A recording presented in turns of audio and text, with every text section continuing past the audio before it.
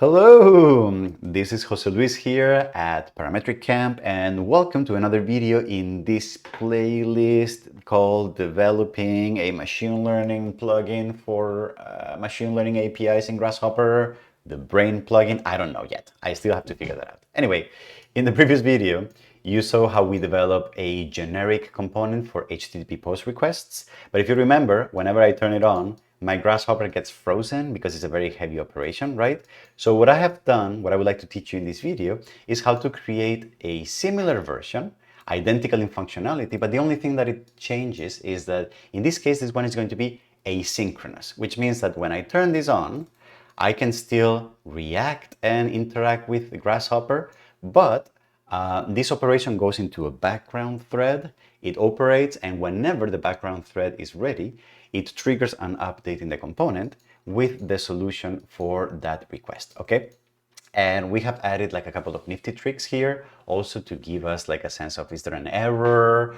So for example, if I add some jibber jabber here, we get an error, etc. It goes inactive. So it's nice because from a design standpoint, from an UI UX standpoint, we're giving the user feedback about what's going on in this component that is like executing in the background. Okay, so this will be very useful if you want to implement asynchronous components yourself, and it's also useful to understand how whenever we create code that is interacting with the internet and is pinging APIs on the server, it's much better to do it in an asynchronous way because we don't block our software, which is typically a very frustrating experience. So let's take a look at how did we do that. Fantastic. So first things first, if you remember, we have recorded in previous videos how to perform asynchronous tasks in Grasshopper components with the help of the Speckle system template for Grasshopper that they published and they open sourced a while ago. I actually tried how to do that with this HTTP post request. So if you want to check that video there, I did it in a live stream.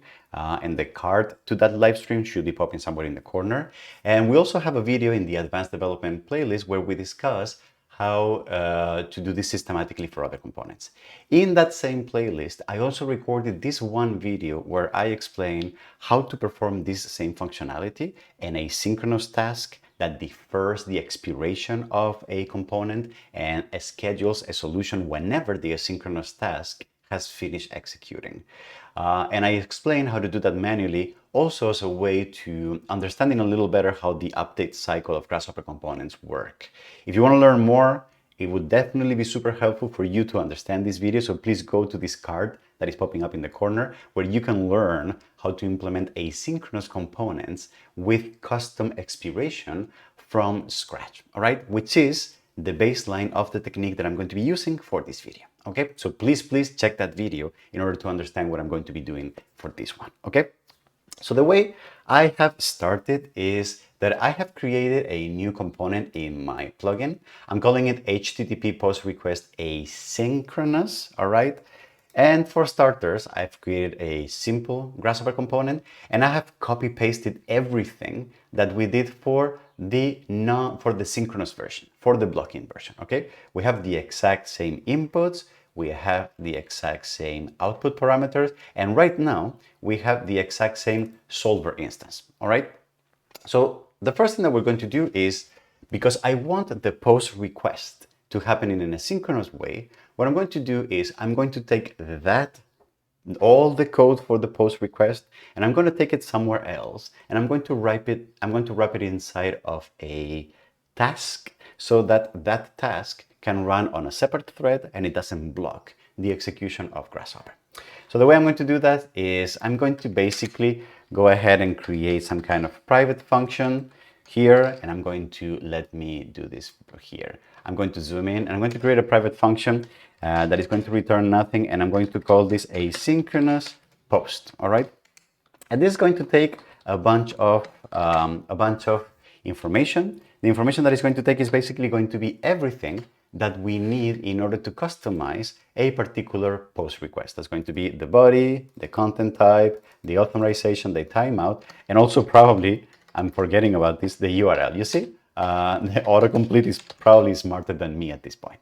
Okay, so we're going to do that, and I'm going to now take all the code that we needed for the actual post request, which probably starts here and goes all the way down here until all the way up here. All right, I'm going to take it away from here and I'm going to paste it back in here. All right, so I'm going to go ahead, I'm going to paste it here, and you see that I have a few things that I need to figure out. So actually, a couple things that I'm going to do, because I do have a try catch block, I'm actually going to move everything into this try catch block just to make sure, just to make sure that if anything goes wrong, it will not crash Grasshopper and it will not give me errors. I think I need to replace auth token and auth token with the name of authorization, which is what I called in here, right?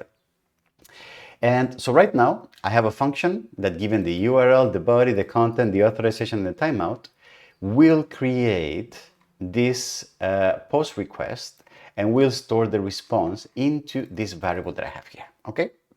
However, nothing of what I've done yet is asynchronous. The way I'm going to turn this request into asynchronous is by wrapping it into a task.run. Task.run is basically in C# a way of saying, I want to start a new task. It's going to run on a separate thread. It's going to be moved to the background, right? And in that thread, I would like to execute the one function that I'm going to define right now. You can define it as a separate function, or you can define what's called an anonymous function. So a function that I define on the fly without a name. I'm just going to do that for the sake of speed here. So the way I do that is by saying this function is going to take no arguments and is going to execute this block here. And then what I'm going to do is I'm going to take all of this, the code for the request, all right? And I'm going to put it inside of here, all right? Beautiful. So something that I would like to get rid of is this add runtime message, because since I am in a different thread, I will not be able to execute that, but that's for reasons that I do not want to really get into right now, okay? So, and then here, what I would like to say instead if I get an error, I just want the response to be this error, the message that is part of the exception that I'm getting, all right? Beautiful.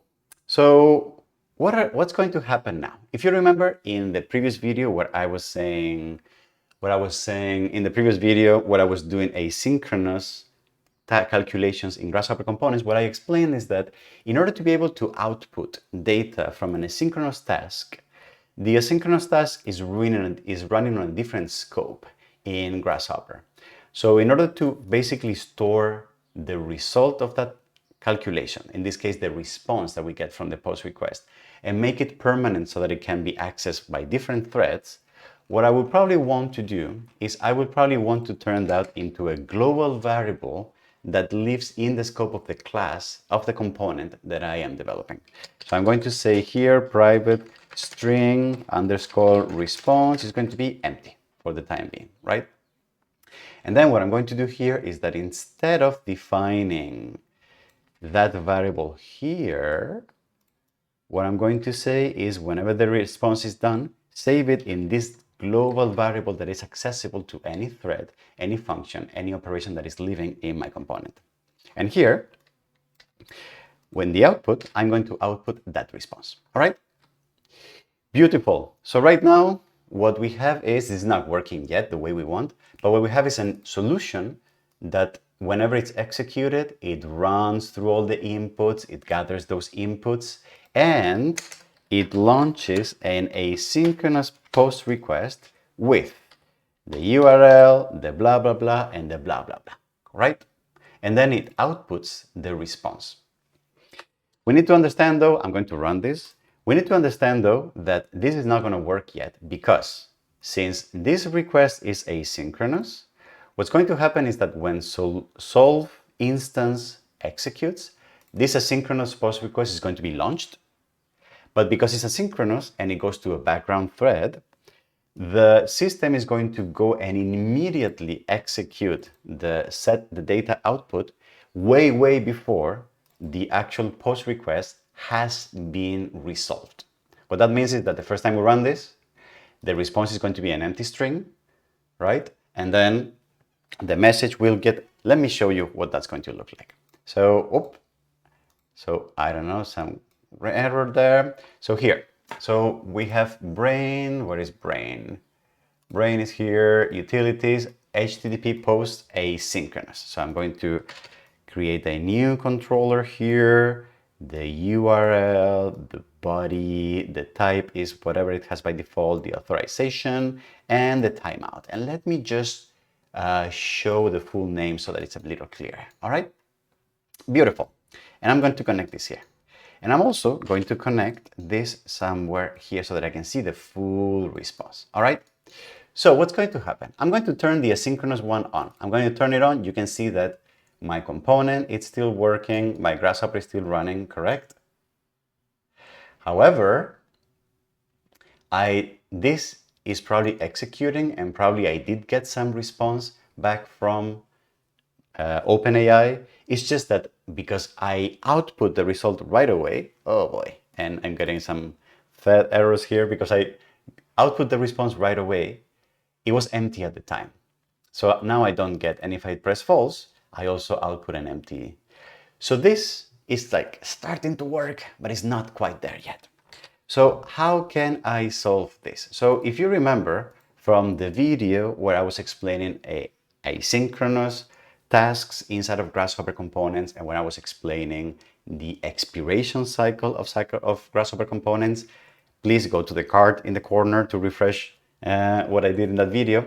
What we did was we had this system where we made sure, this is the diagram that I did for that video, we made sure that we control when expiration happened, what expiration messages we were sending back downstream to any components that depended on this, and we only expired this solution whenever the result of any heavy calculation, in this case, the post request, whenever the result of this was already computed, we trigger a new solution. All right. So let me show you how we're going to do that here. What I'm going to do is I'm going to create a global variable that's going to be a Boolean variable that I'm going to call should expire. And that's going to start as false. All right. The second thing that I'm going to do is that I'm going to override a function that Grasshopper components have, which is called override, what is it called? Expire downstream objects, okay? And what I'm going to do is that I'm only going to call the base behavior if should expire equals true, all right? What that means is that only if should expire is true, will we flag everything that is downstream as needing an update, okay? So that's the second thing that we're going to do. The third thing that we're going to do is that whenever the request has finished calculating, what we're going to do is that we're going to require for the component to update itself again automatically. We're going to say, you're done with the post request, you got everything you need. Okay, then trigger yourself an update automatically, just as if we turn it off and on in a way, right?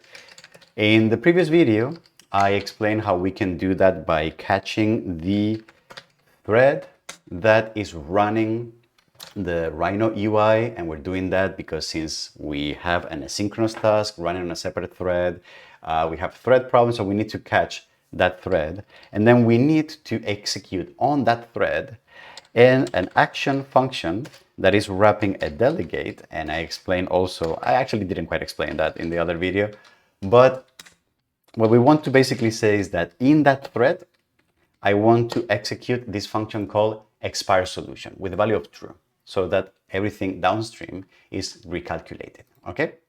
And I'm going to do the same even if I get an error, all right? Beautiful. Okay, so then in that case, what I would like to do now is, the last thing that I would like to do is, if there was a solution that was scheduled for if we receive the post request and my component updates again, what it's going to do is that it's going to expire downstream, because now at this point, this is going to be equal to true. Did I say that? I did not say that. That is also okay. So I forgot to do that. So whenever we get a solution, we need to make sure that we change this to true. And also here, we change this to true. All right. And then, which actually probably these two could be somewhere here after, I don't know. Anyway, this is, so we expire the solution gets expired again. The first thing that gets called is expired downstream. Because this is true now, we're going to flag everything downstream as needing an update. And then the second thing is this will be executed again. But what we won't want to do is we don't want to now again take all the inputs, figure them out, launch another post request, because we will get trapped in this infinite cycle of update, post request, update, post request, etc. So what we want to do is, if this gets called a second time, and this time we did have an expiration that we wanted to do, at this point, what we want to do is we want to take that data that we stored after the post request, and we want to send it as part of the output. All right. And then after we do that, what we probably want to do is we want to say, you know what, do not expire again, and stop doing anything that you want, and stop doing anything beyond this line of code. So do not continue to create another real calculation, another post request, etc., etc. None of that. All right. Are we ready to give this a try? Let's give this a try. So I'm going to run the plugin. I'm going to open this work file that I have with the components that I'm developing, and let's see how that works. So where is Grasshopper? It's in my other window. So right now I have the asynchronous request. So I'm going to turn true. It's executing, it's not blocking, etc., etc. And let's cross fingers. Am I getting a result? Come on, please, please, please. Yes. Well, I didn't get it because the expiration timed out. But what if I reduce the tokens here? So if let me turn this to false, but you saw how I did get a response after the fact, right? Over time. So let's say that this is 16 tokens, which is going to make the operation much lighter. Okay, true. And then boom, I get the result. And did you see how it took like a few seconds, but it was not blocking? Hooray! So this is working as we expected. Okay, beautiful, fantastic. I really like this. I like when things, I like when plans work well. What was the A-team phrase, right? Now, this is working, but the last thing that I would like to do is that I think from an UI perspective, especially if we are not blocking Grasshopper, people might be confused about, is this working? Is this not working? Is it doing anything? So giving people feedback is typically a very good thing from an UI UX standpoint. People knowing what is going on under the hood is always a good thing as a designer, right? So what I would like to do is I would like to implement some kind of message here, like the Speckle Systems template had, where we're going to be giving feedback to the user about which stage is the component at any given point at, all right? So let me think about a nice way of doing that. Okay, because this video is perhaps for those of you who are a bit more on the advanced development side, I would like to make it in a slightly more sophisticated way, all right? So what I would like to do is I would like to imagine all the different states at which this component can be. For example, it can be idle, so it can be just not doing anything right now. It can be waiting for a response. It can be completed, so it may have received a response and it's already showing the response. It might have some kind of error, so something went wrong with the request, right? Or it might be off, so someone turned it off, it's just not working, it's not doing anything, right? So what I would like to do is I would like to first define what are those possible discrete states, right? And then I would like to, depending on where we are component-wise in that stage of the solution, I would like to present messages based on those different states. So what I'm going to do is I'm going to add here a new item, and it's going to be a simple class. And I'm going to call this request state enumerator. All right. And what I'm going to do here is that I'm going to say, instead of a class, what I'm going to define here is an enumerator that I'm going to call request state. All right. And what I'm going to do is I'm going to define all the different possible states that we can have. I believe we've talked about enumerators already in this channel. If we have, there will be a card popping up in the corner. So it's going to be the request can be off, the request can be idle, the request can be requesting or waiting, however you want to call it. The request can be done, or the request can have might have yield an error, right? And enumerators are useful because referring to these things by name is actually much nicer from a development standpoint than referring to them by number, all right? And then here, I'm going to define a private variable that that's going to be of the type request state, which is going to be current state. And I think we're going to initialize this to the value of off, all right?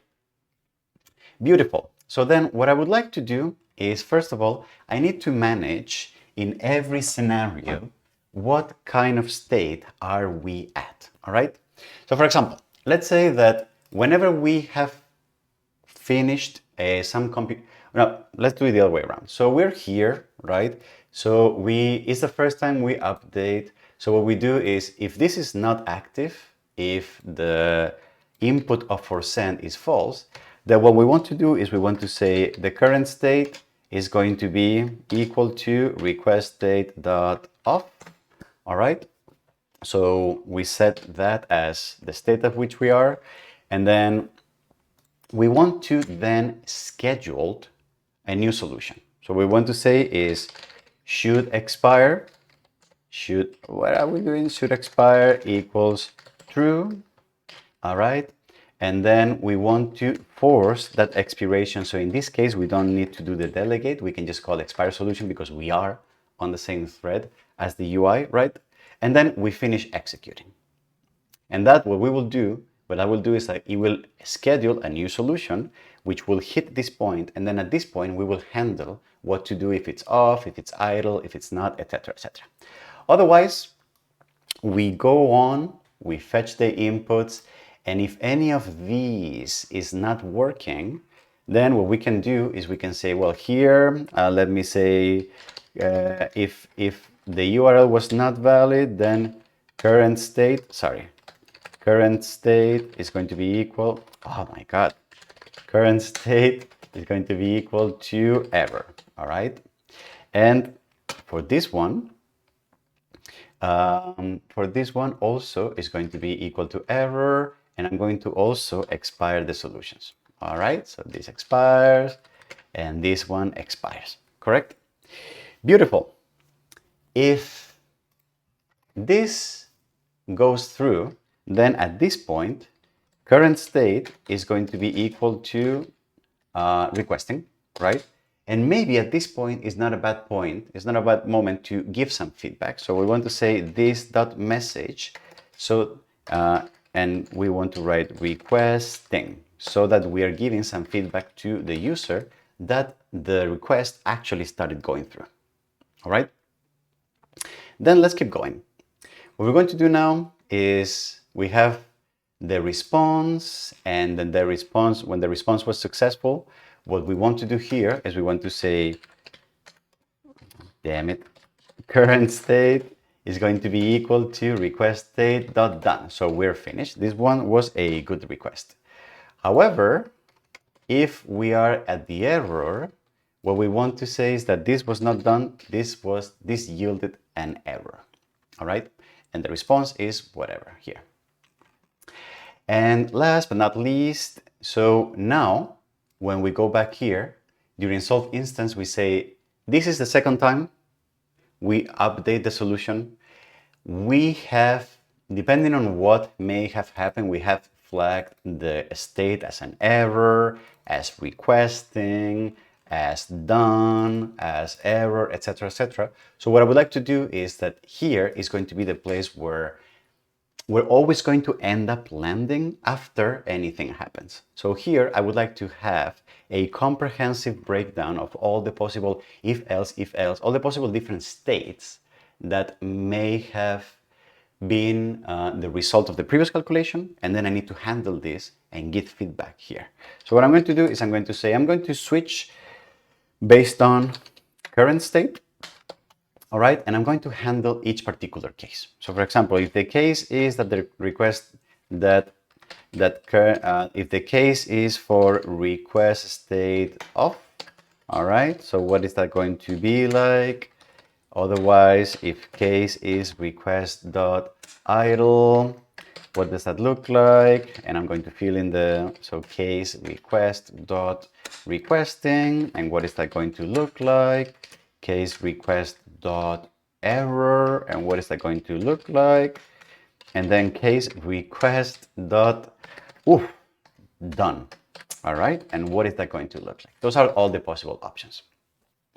So if the request state is off, I'm going to write a message, and it's going to say message is going to be equal to inactive.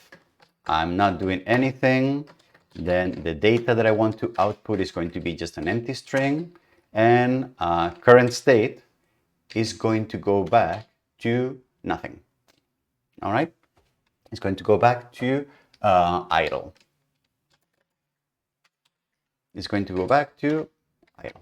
Exactly. So if we are idle, then I don't know, probably idle. I actually don't think that we can be here in this case, but anyway. So for requesting, we already handled this, requesting, blah, blah, blah, and no empty string. And this is going to be, and then for error, actually, I don't think this should be here. And I also don't think that idle should be here. And error, for error, we're going to see error. And now I'm going to uppercase this, actually.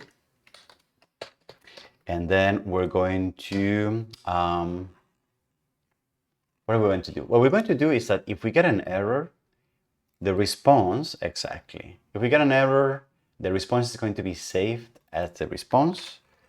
So, and if we do that here, we're going to replace this with this. So instead of adding a runtime message, we're just going to save that error message in the response. Okay? And then if we get an error, what we're going to do is now we're going to add a runtime message, which is going to be at the level of error, and it's going to use the response as a message. All right? The data, we're not going to output anything so that it outputs a null. All right? And then we're going to go back to idle. And then if we're done, which is hopefully where we want to be most of the time, what we're going to do is we're going to say the message is complete.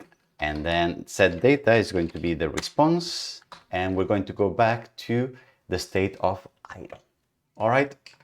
That was a lot, but let's see if that works. Okay?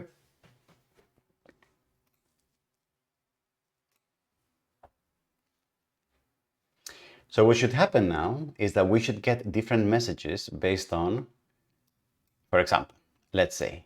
So you see, right now we have an inactive, which is great because it's false, right? So if I turn this to true, what we should get is requesting and then done, correct? So that's going to be requesting, and then whenever this is done, boom, we get a complete message, and then here. And then if I turn this back, it goes to inactive. Let's see if we can get an error. So I'm going to add here something, right? And then I'm going to turn this on, requesting, and you see we get an error. We pop up a message, the return, we got unauthorized, and we also got the message right here, okay? Which I kind of like. So we go back to inactive. Yes, so this is working already the way I want. And if I turn it on, oh, I still got an error. Am I still not better? Oh, I need a white space here. Yes, exactly. I need a white space, requesting, and blah, blah, blah. All right. Beautiful. I think this works. I think this is what I want it to be. So I do like this idea that the component is giving us feedback. I wonder if in future videos, because most components are going to be doing some kind of HTTP request, we're going to have to copy paste this all the time, or I wonder if we can wrap all of this into some kind of structure that is common for all the components. I'm going to think about that. And if we do that, then you will probably see a video of that at some point in the future. Okay, beautiful. So I think that was it for this video. Thank you very much. If you liked it, press the button, say hi, join Discord, do sound effects, pressing buttons like I'm doing, I don't know, whatever you do to have fun, okay? Thanks a lot and see you on the next videos in this playlist developing a plugin for machine learning APIs in Grasshopper. Bye bye.